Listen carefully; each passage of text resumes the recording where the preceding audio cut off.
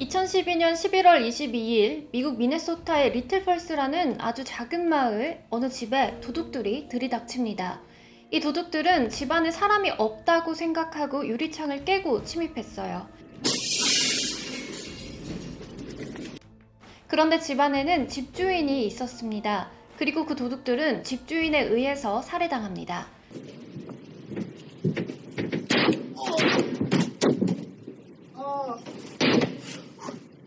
You're dead.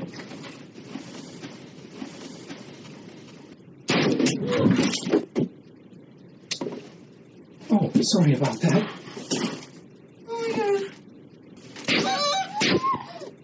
You're dying. Bitch. 집을 침입한 사람들 대 자신과 집을 지키려고 강도들을 살해한 집주인, 둘 중 누가 잘못한 걸까요?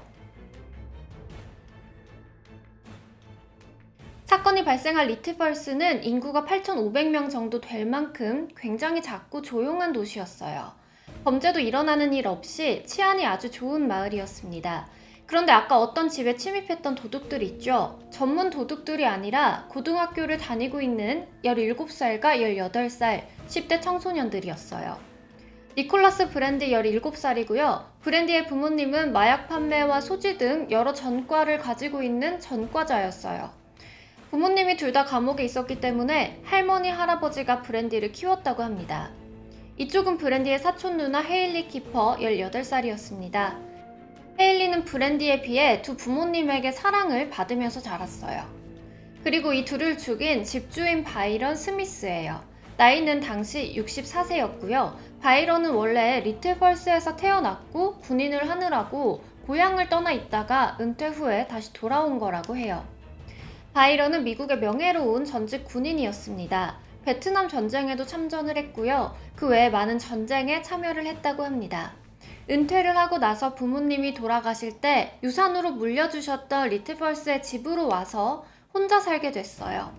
바이런의 성격은 조금 조용한 편이긴 했지만 마을 사람들이랑도 친하게 지냈고 사람들도 바이런을 좋아했습니다. Byron and I became real close friends. You know, we spent a lot of time together. He was a little shy, and then as you got to know him, we would invite him to go out to dinner with us every Friday night. Turned out to be a nice guy.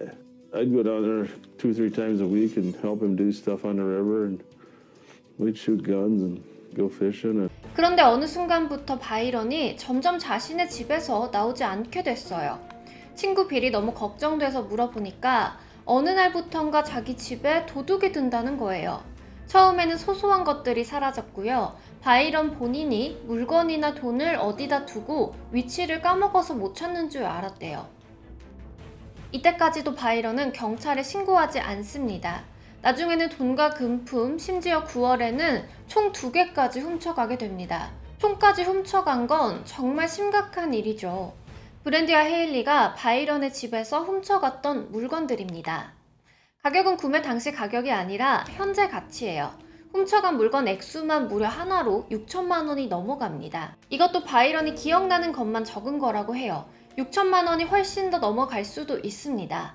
바이런은 도둑 맞은 액수도 크지만 총이 없어지고 나서야 경찰에 신고를 합니다. 이때 목숨의 위협을 느낀 거죠. 로버트 보안관이 왔고 지금 당장 범인에 대한 증거가 없어서 다음에 또 범인들이 침입을 하면 연락을 달라고 합니다. 이때 빌은 대안으로 바이런에게 집에 몰래카메라를 설치하면 어떠냐 제안을 하고요. 실제로 집 외부에 4군데나 몰래카메라를 설치합니다. 그리고 실시간으로 방 안에서 볼 수 있게끔 컴퓨터에다 연결합니다. 그런데 바이런은 몰래카메라를 설치하고도 언제 어디서 누가 침입할지 몰라서 집 밖에 나가질 않아요. 왜냐면 본인의 총까지 훔쳐갔잖아요. 원래 추수감사절 때마다 이웃집 랭스 부부네 집에 가서 같이 밥을 먹었는데 2012년 11월 22일 추수감사절 때는 랭스 부부네 집에 가지 않고 자신의 집에 있어요. 그리고 추수감사절 오전 11시 30분경 바이런은 오랜만에 집 밖을 나서는데요. 자신이 끌고 다니는 하얀색 트럭을 집에서 멀지 않은 곳에 주차해 놓고요.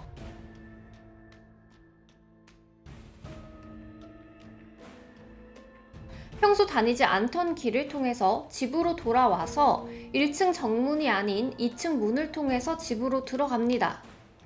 아마 도둑들한테 자신이 집에 없다는 것처럼 보이게 하려고 했던 것 같아요.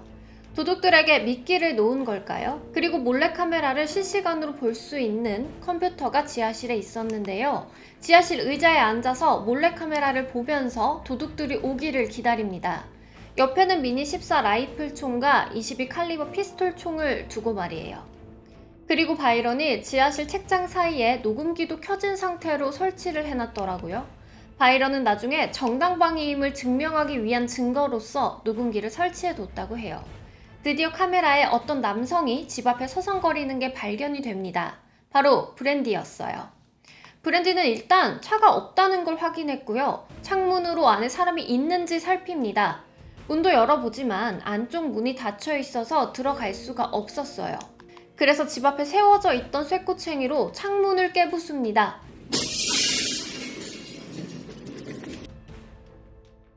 실제 녹음기에 녹음된 창문이 깨지는 소리예요. 이 브랜디와 헤일리는 창문을 통해서 바이런의 집으로 들어왔어요.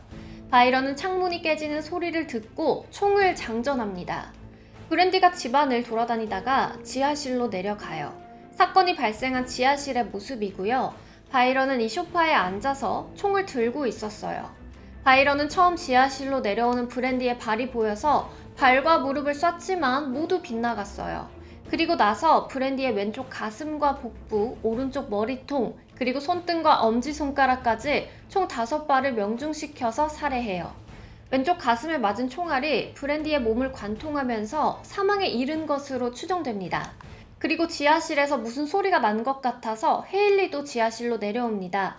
헤일리는 브랜디에 비해 얼굴에 더 많은 총을 맞았는데요. 바이런은 처음 헤일리의 팔을 쐈는데 빗나가서 헤일리가 자신을 비웃는다고 착각을 합니다.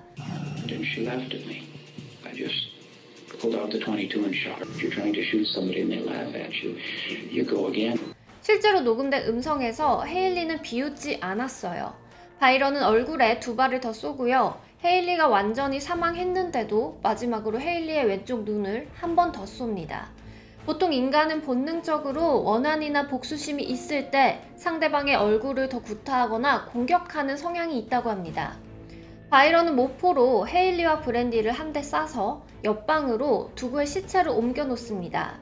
그리고 하루가 지난 추수감사절 다음 날 빌에게 전화를 걸어서 루버트 보안관한테 연락을 해달라고 부탁합니다. 그런데 왜 바이런은 바로 신고하지 않고 24시간이 지나고 나서야 신고를 했을까요? Very simple. He was scared that there was other people involved. He was scared that they'd be coming in from the outside. He was afraid that if he went outside and immediately called the police, he'd be shot, maybe even with his own guns that had been stolen by a third or fourth party. 바이런이 과거에 여러 전쟁 참전을 하면서 전쟁 후유증이라는 게 생겼고요. 이 전쟁 후유증으로 인해 집 어딘가 브랜디와 헤일리의 일행이 숨어 있을지도 모른다고 생각했대요. 3번째나 4번째 공범이 나타나서 자신을 죽일지도 모른다는 공포심에 사로잡혀 있었다고 합니다. 또 자신의 총을 빼앗고 해칠지도 모른다고 생각했대요. 그래서 24시간이 지나서야 빌의 도움을 받아서 911에 신고를 했다고 합니다. 이날 루버트 보안관은 자리에 없어서 대신 쌍둥이 동생 제레미가 바이런의 집으로 옵니다. 바이런은 사건 현장에서 도망칠 생각 없이 순순히 제레미를 집 안에 들어오게 했어요. 그리고 같이 경찰서로 가게 됐고요. 조사를 받습니다. 바이런은 경찰 조사에서 어떤 일이 있었는지 다 설명했고 정당방위를 주장했습니다. 바이런이 살고 있는 미네소타주는 누군가가 자신을 위협하거나 자신의 점유지에 침입했을 때 흉기 사용을 허용한다는 캐슬러라는 법이 있습니다. 바이런의 변호인은 이것을 주장한 거죠. 하지만 검사의 이야기는 달랐습니다. Got a full surveillance system around his house, cameras. He's watching the monitor while he's sitting in a chair waiting over, puts the rifle to his head and blows his head off while he's saying you're dead. 바이런이 몰래카메라를 설치해 두고 의도적으로 총을 들고 도둑들이 지하실로 내려오기를 기다렸다는 거죠. 그리고 검사는 사건 당일날 아침에 미리 바이런이 자신의 트럭을 다른 곳으로 주차해서 집에 마치 사람이 없는 것처럼 보이게끔 덫을 놨다는 이야기를 합니다. 정당방위가 적용되기에는 이미 미끼를 놔서 살인을 계획했다는 말이죠. 그리고 고등학생인 10대 남녀가 위협을 해봤자 얼마나 위협이 되겠느냐고 이야기합니다. 하지만 변호사는 계획범죄라는 말에 반박합니다. 오히려 브랜디랑 헤일리가 그 전부터 범죄를 저지르려고 계획을 하고 있었다는 거예요. He had hired Nick and a couple of other Nick's friends to come over his house and rake his lawn, mow his grass, clean out his garage. Unbeknownst to Byron, was sizing up his home. And he was checking it out for a future burglary with a number of other friends of his, along with Miss Kiefer.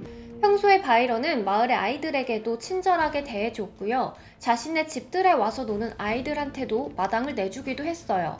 그리고 10대 아이들을 고용해서 집에 잡일을 시키는 것도 마을 아이들에게 용돈을 주고 싶은 마음이 컸다고 해요. 그런데 어떻게 바이런은 자신이 고용했었던 브랜디를 알아보지 못했던 걸까요? 아니면 알아보고도 총을 겨눴던 걸까요? They came in with hoods covering their face, and you can't determine the age of a person when they have hoods on. You don't know if they're armed or not. When they have a coat on protecting them, they can have a firearm inside that coat and hidden from view. 몰래카메라에서도 보이듯이 후드티를 입고 있어서 누군지 알아볼 수도 없었고 그 안에 흉기를 가지고 있었을 수도 있다고 이야기합니다. 바이런도 처음 겪는 일도 아니고 반복적인 절도 행위에 더군다나 자신의 총까지 훔쳐갔는데 매일매일이 공포에 떨면서 살지 않았을까요? 재판에서 이 이야기를 들은 12명의 배심원단은 처음에는 바이런이 어떤 공포심에 휩싸여 있을지 이해하고 바이런의 손을 들어줍니다. 바이런의 정당방위를 인정했다는 거죠. 하지만 검사가 녹음된 테이프를 증거로 제출하고요. 이 테이프 내용을 듣고서 12명 모두 바이런에게 유죄 판결을 내립니다.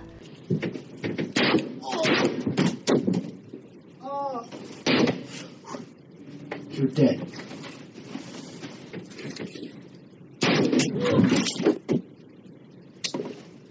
Oh, sorry about that.